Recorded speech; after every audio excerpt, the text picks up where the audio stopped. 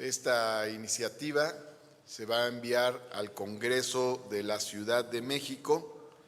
Tiene como objetivos fundamentales la preservación del equilibrio ecológico, la protección al ambiente y la protección y conservación del patrimonio biocultural. Esta ley tiene, entre otros elementos, los siguientes que voy a mencionar y ya la secretaria de Medio Ambiente, la doctora Marina Robles, va a desarrollar. Programas especiales ambientales como instrumentos de política pública. Se eliminan las referencias a suelo rural, que como ustedes saben es un concepto que ya se quitó de la Constitución, solo hay suelo de conservación, ya no está dividido. Luego, por otra parte, también se fortalece el fomento a la captación de agua pluvial, el tratamiento y la reutilización de aguas. Por otra parte, a la categoría de áreas naturales protegidas se agrega la figura de zonas sujetas a conservación ecológica. También se adiciona un título relativo a la participación ciudadana en temas ambientales. Se agrega la categoría de cuerpos de agua. Se incluyen conceptos como educación ambiental e infraestructura verde. Asimismo, se incluye una nueva categoría llamada cinturones verdes, con el objetivo de evitar la expansión de la mancha urbana en el suelo de conservación. Se establece también que en los proyectos de obra pública se debe contemplar el 3% del presupuesto para destinarlo a la ejecución de medidas ambientales. Y por otra parte también se incorporan criterios de conservación de la biodiversidad. De igual manera, incorporamos en la iniciativa una cláusula antiprivatización del agua. Ya ven ustedes que por ahí ya andan los conservadores queriendo privatizar el agua y bueno, vamos a establecer una cláusula para dejar desarrollado muy claro un candado que evite la privatización del servicio de agua potable. Vamos a escuchar a la doctora Marina Robles para desarrollar la iniciativa. Adelante. Gracias, jefe de gobierno. Pone la siguiente lámina, por favor. Como comentaba el jefe de gobierno, la iniciativa que se envía al Congreso de esta nueva ley ambiental de protección a la tierra en la Ciudad de México recoge no solamente la actualización de un tema tan dinámico como es el tema ambiental, sino además recoge la preocupación y el interés intersectorial que tiene este tema, en donde para la elaboración de esta ley estuvimos trabajando con la Secretaría de Gobierno, con la CEDUBI, con la CEMOVI, con la Secretaría de Gestión Integral y Protección, Secretaría de Gestión Integral del Riesgo y Protección Civil, con la PAOT también, de manera que tuviésemos una ley muy analizada, muy integral, que verdaderamente responda a las necesidades de protección y de mejora ambiental que tiene la Ciudad de México. Como comentaba antes, esta ley a lo largo de su primera emisión, que fue en el año 2000, ha tenido distintas modificaciones, distintos decretos, 37 decretos de reforma y adiciones a sus disposiciones, y además tenemos una Constitución que mandata una serie de cosas. Esta ley que estamos presentando ahora de manera sucinta, además se armoniza con los planteamientos de la Constitución, entre otras esta última cosa que comentaba el jefe de gobierno, donde esta ley ingresa una nueva cláusula para evitar, para prohibir la privatización de un recurso tan importante como el agua. La siguiente, por favor. Algunos de los cambios sustantivos que están en esta nueva ley ambiental de protección a la tierra están asociadas a cosas como un sistema de certificación y acreditación ambiental que facilita los trabajos de análisis y de evaluación en muchas de las materias ambientales. Se da un sustento importante a algunos de los actos administrativos que particularmente la Secretaría del Medio Ambiente y la PAOT realizamos, de manera que aquellos daños, aquellas afectaciones, aquellos delitos ambientales tengan desde nuestro actuar administrativo suficiente fuerza como para castigar a quienes generan estos daños y nos permita defender el derecho a un medio ambiente sano que tiene la Ciudad de México. Incorporamos, como decía también el jefe de gobierno, a la categoría de área natural protegida, algunas nuevas categorías como estas sujetas de conservación ecológica. Ajustamos el concepto de áreas verdes porque seguramente han ustedes escuchado en varios de los trabajos que hemos realizado en el gobierno de la ciudad, la forma en la cual se manejan las áreas verdes, se crean las áreas verdes, ha cambiado en el mundo en general para poder dar condiciones a que la biodiversidad regrese a las zonas urbanas. Incluimos el término de tecnosuelo que nos permite contener un problema muy serio que existe en las ciudades, que es la extracción de tierra de monte para los jardines, para los parques, en donde este concepto de tecnosuelo abre el trabajo a nuevas tecnologías para la producción de sustrato y nos evita este deterioro también del suelo de conservación. Se suprime, como decía el jefe de gobierno, la referencia al suelo rural después de esta iniciativa que mandó también el jefe de gobierno para eliminar de la Constitución esta división que se había hecho del suelo de conservación. Se fortaleció el trabajo para fomentar la captación de agua pluvial y también el tratamiento y la reutilización de las aguas servidas, de las aguas grises en general, de manera que se puedan utilizar en distintas actividades y que incluso puedan llevarse a cierto tipo de tratamientos que después de la potabilización lo lleven al consumo directo humano. La que sigue, por favor. Incorporamos también en la planeación para la conservación, restauración, manejo y aprovechamiento sustentable de la biodiversidad, porque la Ciudad de México en estos años publicó su estrategia para la conservación de la biodiversidad, donde están delineadas una serie de obligaciones, de responsabilidades y de aspiraciones de la ciudad respecto a la biodiversidad, e incluye también las obligaciones que las alcaldías tienen para contribuir a la mejora de las condiciones de la biodiversidad en la Ciudad de México. Refuerzan enfoques de sustentabilidad y de biodiversidad, y aquí quiero detenerme un momento porque normalmente la gente conoce más de los problemas de contaminación, incluso entiende más y se preocupa más de los problemas asociados al cambio climático, pero tiene poca conciencia de lo que significa la pérdida de la biodiversidad.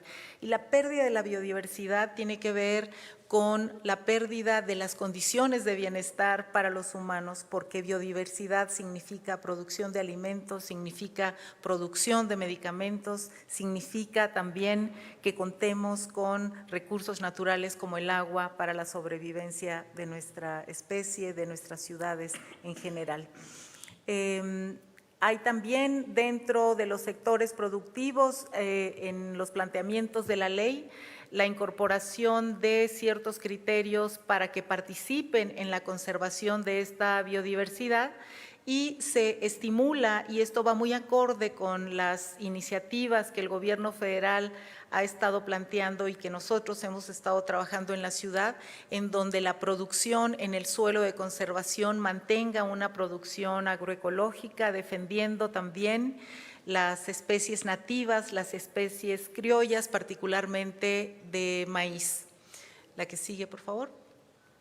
hay una incorporación de atribuciones asociadas a contaminación lumínica y por ruido, que es una de las demandas también sociales que se tienen en la ciudad, en donde creemos que es importante lo que sigue en esta adición del título, donde la participación ciudadana y la información ambiental se vuelven fundamentales, y en esta iniciativa estamos estableciendo acciones que permiten que esta participación de pueblos y barrios originarios y de comunidades indígenas puedan permitir que definamos mejores acciones para conservar los recursos naturales y la calidad ambiental de la ciudad. Se crea en esta iniciativa un consejo asesor en materia ambiental, que ha sido también una de las demandas desde hace mucho tiempo de muchos de los grupos ambientalistas en la Ciudad de México, y en lo que hemos operado en la realidad, en la forma en que trabajamos en la ciudad, y que ahora quedará establecido en la ley. La que sigue, por favor. Se crea también una figura intersectorial porque, como les decía, por ejemplo, para el diseño de esta nueva ley ambiental de la ciudad, no solamente es la Secretaría del Medio Ambiente quien interviene, sino otras secretarías que están definiendo y que sus acciones tienen impactos importantes también en la calidad ambiental de la Ciudad de México. Se agregó una categoría de cuerpos de agua en la categoría también de áreas de valor ambiental, que antes solamente teníamos barrancas y bosques urbanos, porque muchos de los cuerpos de agua que hemos estado remediando y restaurando en la Ciudad de México necesitan tener una figura que nos permita protegerlos, como es el caso de Canal Nacional, por ejemplo, que siendo un cuerpo de agua, dadas las condiciones que tenía la ley vigente, no nos daba la posibilidad de tener una categoría más apropiada. Se incluyeron conceptos como el de infraestructura verde, que es una nueva lógica también que existe en el mundo ahora para el manejo de los parques, de las áreas verdes y el cuidado de estas en el mundo en general. Esto se incluyó también la categoría de área de valor ambiental de cinturones verdes, como decía el jefe de gobierno, para contener la expansión de la mancha urbana en el suelo de conservación, que es finalmente el suelo que nos conserva, el suelo que mantiene la vida en la Ciudad de México. Se eliminó un concepto que existía, que era el de desmoche, y tiene que ver también con una modificación que el jefe de gobierno incluyó en el cuidado del arbolado y de los bosques de la Ciudad de México, porque es un acto ilegal, ya que el desmoche implica un tipo de corte de los árboles que los deja con muy poca probabilidad de sobrevivir. Y es una de las cosas que queremos evitar en la ciudad para poderle dar mejores condiciones al arbolado. Hay una armonización del sistema de incentivos fiscales y financieros con la Ley de Economía Circular, que también publicamos en enero del 2023, y se estableció, como comentó el doctor Martí, un porcentaje del presupuesto de la obra pública para que se destine a medidas ambientales.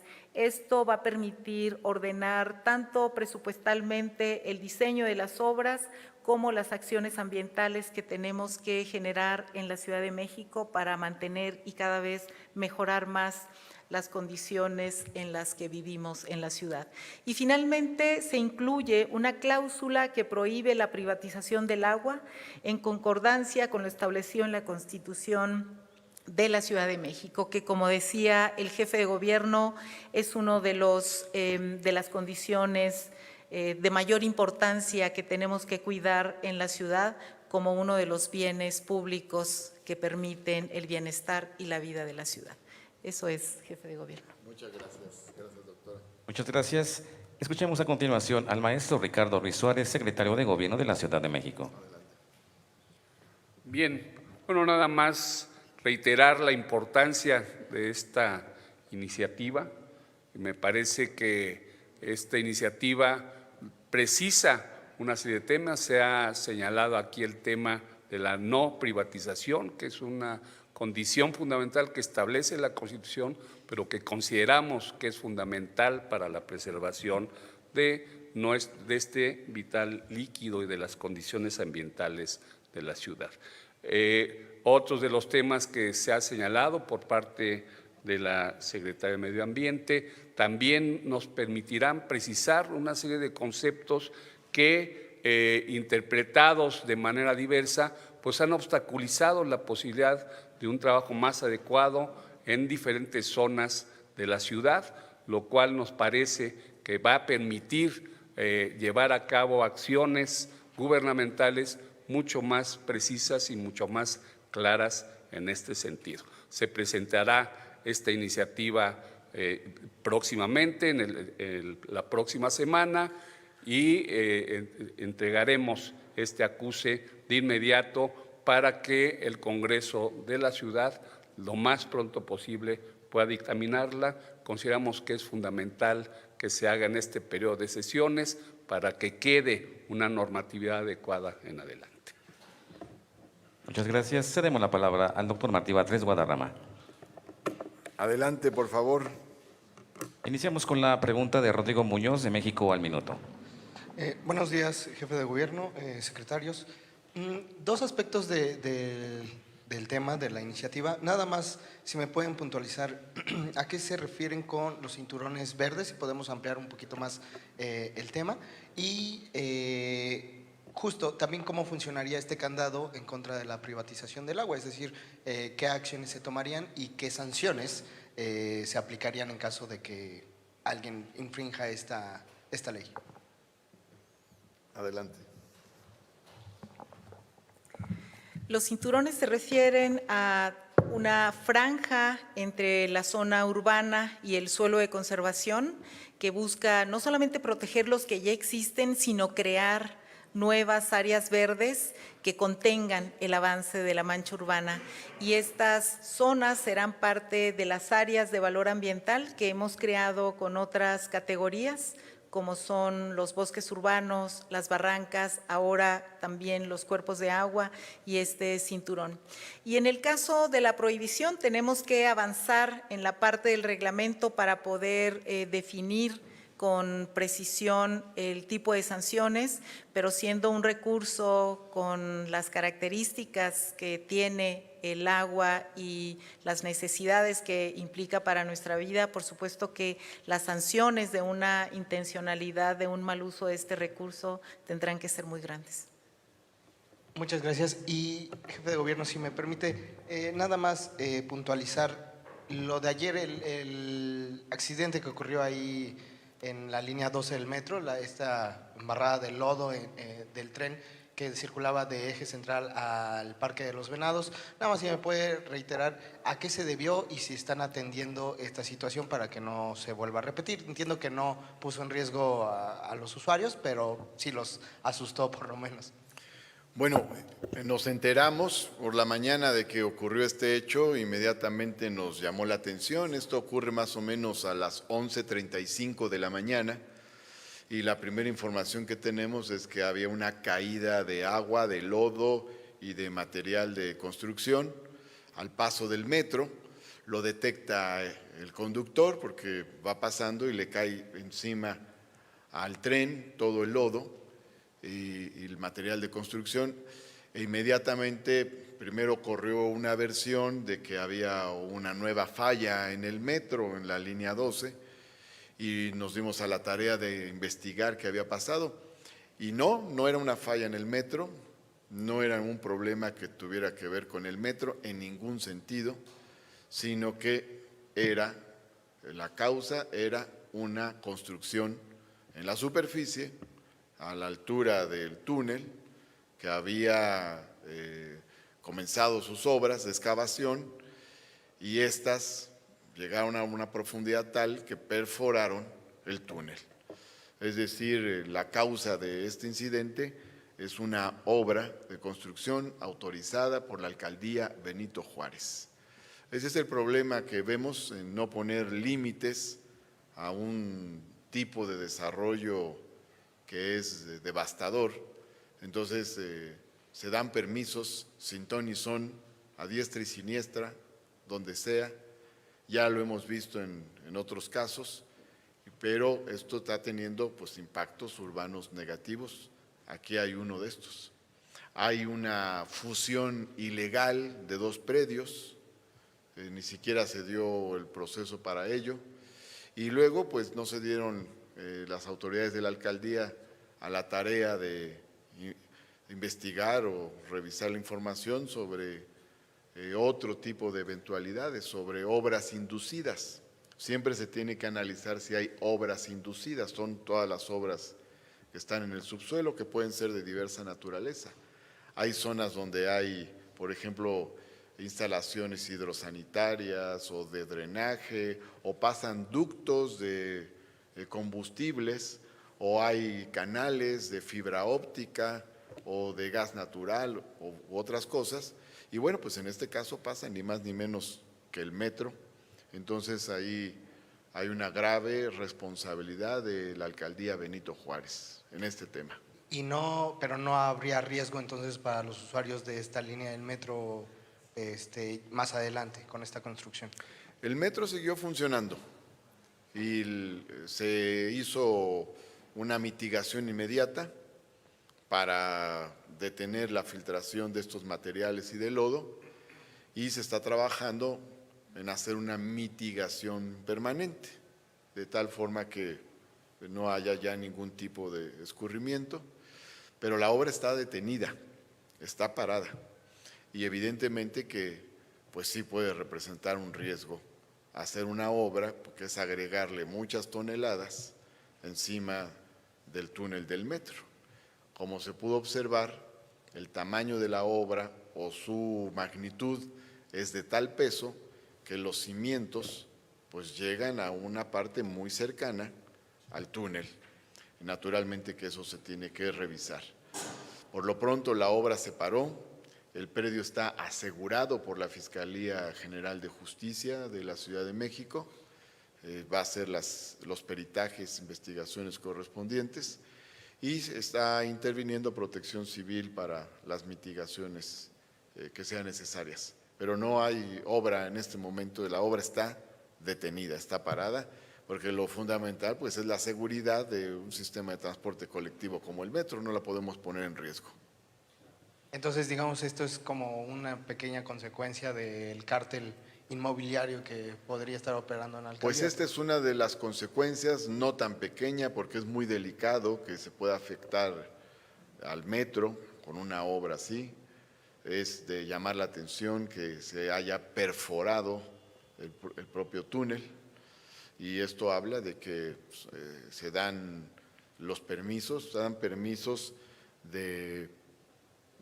para los proyectos, se autorizan los proyectos, se autorizan las obras, se autorizan las excavaciones, se autorizan las demoliciones, todo eso se autorizan por la alcaldía Benito Juárez sin mirar las consecuencias. Ahora, no es el único caso que hemos advertido en estos meses.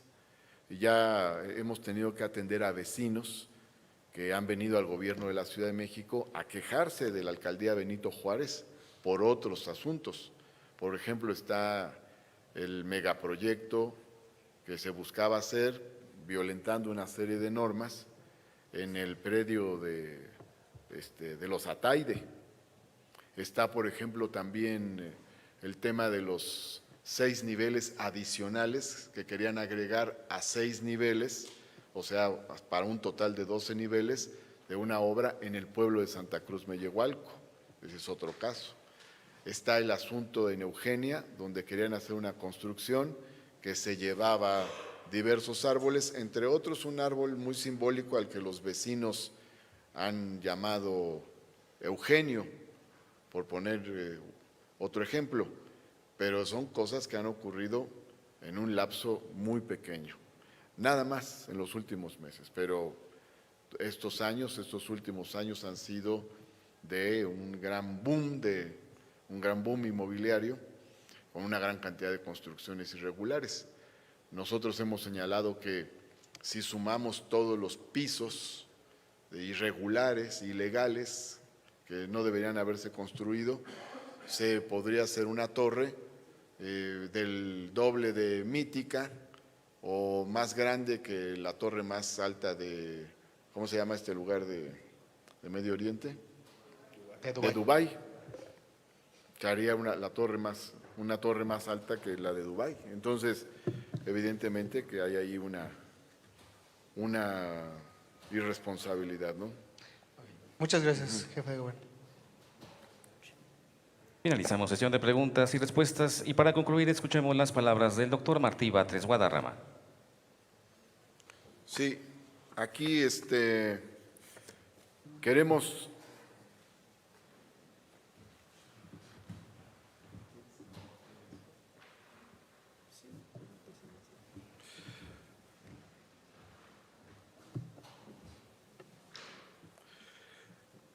comentar que estamos enviando la iniciativa de nueva ley ambiental de la Ciudad de México y esta iniciativa de nueva ley ambiental contiene una serie de conceptos innovadores como los programas especiales ambientales, se suprimen las referencias a suelo rural, solamente se mantienen suelo de conservación, se fortalece el fomento de la captación de agua de lluvia, de igual manera se agrega a la categoría de áreas naturales protegidas la figura de zonas sujetas a conservación ecológica, se agrega lo relativo a la participación ciudadana, especialmente de pueblos y barrios originarios en los temas ambientales, se agrega la categoría de cuerpos de agua, los conceptos de educación ambiental e infraestructura verde, los cinturones verdes, los proyectos de obra pública que deben contemplar un 3% del presupuesto